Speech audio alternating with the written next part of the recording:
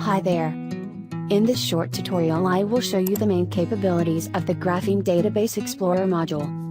This module has been designed to explore and read external SQL databases.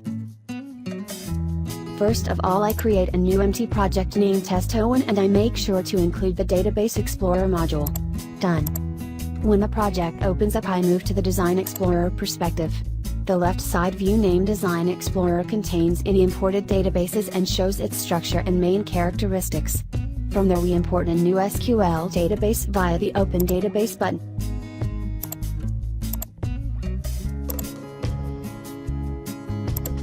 We preview its structure and we press Finish to close the wizard and import the database. Let's do that again with a second database. The Database Explorer now displays two distinct SQL databases, each with its own structure of tables and table columns. By double-clicking on a table preview opens up in the main editor area. Note this is a read-only table and only a limited number of rows are displayed. Dedicated buttons allow progressively loading more rows or the whole table contents at once.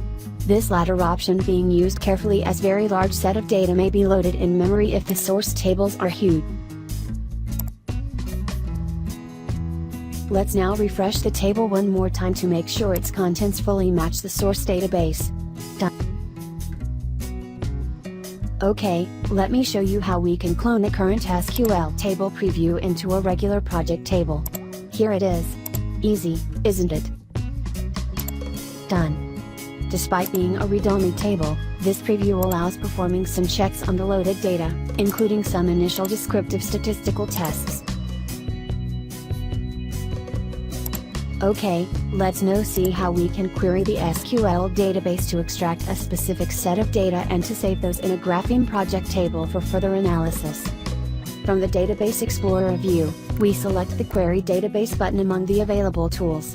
This opens the SQL query wizard from where we can define, preview and finally execute a query on the currently selected database. That's done. Let's preview the query results. We will see the difference between Save as Database Table and Save as Project Table in the next tutorial. And now, we simply select Project and we apply. Have you seen that? The new table.SQL01 has been saved as a Project 1. I hope you enjoyed this video tutorial. Would you have any query about Grapheme? Don't hesitate to contact our support team at support@eclum.eu.